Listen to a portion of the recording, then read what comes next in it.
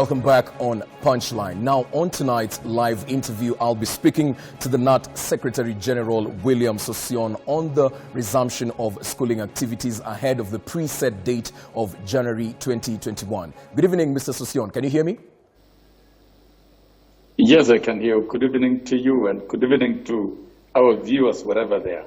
All right, thank you. Now, just to start us off, it would only be right for me to begin tonight's interview by congratulating you on your daughter's achievements and yesterday's ceremony. I believe Roslyn is the first female lawyer in Motigo village. What's the feeling right now? Yeah, it's all excitement and seeing a girl that I've raised from birth until yesterday when I handed her over to the public after going through hands of many teachers at different levels, and particularly going through 2 degrees at the same time, the Bachelor of Law and Bachelor of Arts in International Relations, and doing well at the Kenya School of Law, and acquiring a certificate of diploma in certificate of practice from the Kenya School of Law, and being subsequently admitted to the bar to be an advocate of the High Court. Okay, perfect. So let's now just get into today's conversation. Of course, the biggest concern for stakeholders in the education sector right now is the reopening of schools. And I want to start off by understanding the proposals that were made by the committee on the school calendar specifically. Now, the committee proposes that the 2021 calendar begins in May or say early June, which is majorly going to affect the admission of the early child development classes, which will be delayed by, say, 6 months, which is half a year. If this proposal is to be adopted, what are the plans for these young babies during this wait, and how do the teachers recover the lost time? I think that answer should be left to the minister to give direction. As a member of the committee, I am constrained to discuss proposals that are yet to be discussed by the rest of the stakeholders on Monday morning in order for the minister to make a pronouncement. So it would be preemptive to do that. But the reality of the matter is that the curriculum has been affected globally, and there are multiple measures being adopted by the different countries based on the context of the various countries. And I wish to state that Kenya is a reference nation in terms of delivery of education in Africa, and probably is in a good place in the world in terms of global competitiveness and quality. We are number 1 in Africa, and in very good rating all over the world. So then the reorganization of the calendar shall be done. And the reorganization of the calendar shall eventually ensure that no time is lost, the students are not going to repeat, and we will have to get the academic calendar back to normalcy probably within 1 year. And so the arrangements and rearrangements shall be announced by the minister. And of course, organizing the calendar requires the support of teachers, it requires the support of parents and the understanding of the nation. And how the school calendar shall be reorganized, it shall be communicated by the cabinet secretary. Our teachers are on duty and they're ready anytime. If they're called tomorrow, go back to school, they will. They're called the other day, whatever time that they will be called to resume, that they definitely will be able to resume.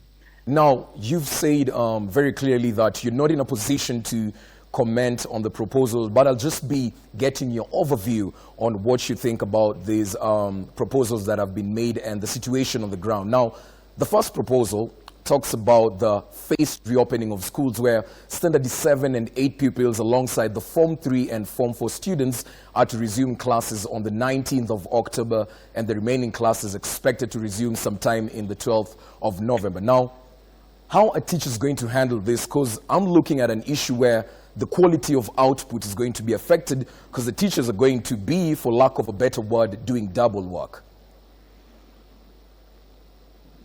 Yeah, you see, what I'm highlighting is the global practices that have been forwarded by World Health Organization and UNESCO.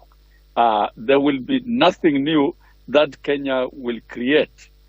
It is a matter of contextualizing the practices, and this is not going to be normal reopening. All right. Now, we have the second proposal that advocates for the ministry to open the gates for every single student and monitor the progress and the health concerns thereafter. Now, this, according to many Kenyans, seems like a viable option considering the current state of our schools and the time needed to fully make them compliant with the Ministry of Health guidelines. Your thoughts on this? The best practice that works as guided by the Ministry of Health is what we think as a responsible union and as teachers as what we shall adopt. Because you've seen different countries adopting different approaches to COVID-19. Tanzania, right across, they have discarded the World Health Organization protocol measures and reopen schools for all the learners.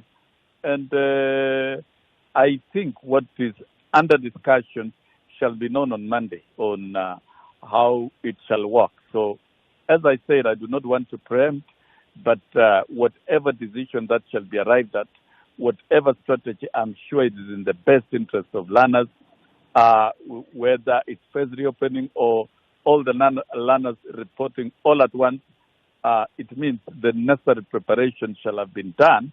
And therefore, for me and for my union and my members, we shall support. All right. Now, just one last question before I let you go. Just quickly. Now, in your previous answer, you talked about the scenario of students repeating schools not being implemented this time round. But one would argue that the reasons as to why the students are usually put back to rewind the classes is to ensure that they are in a better position moving forward. Now, is this going to kind of conflict with the output or the general performance of the students now that they're not going to rewind the classes? You know, I wonder if the general public will be discussing how the virus is managed in the laboratories, in medical institutions, they would be wrong.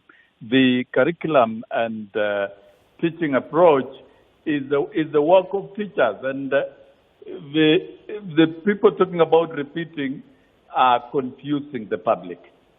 Repeating means you go back and do the same things over and over again. I don't think that is what we envisage to do. The discussions underway are meant to recall the teaching and learning and recover the time that has been lost. Yes. So I don't think I will personally entertain any discussion about repeating because there is nothing like repetition. All right, Mr. Son, thank you very much for creating time for us right on Punchline. Yeah, thank you.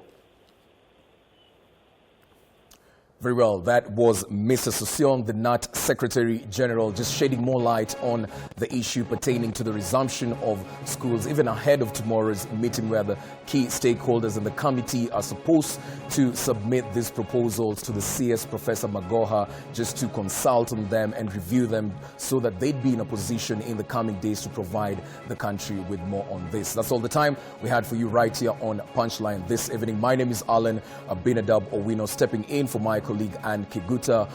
Thank you. Do enjoy the rest of your evening.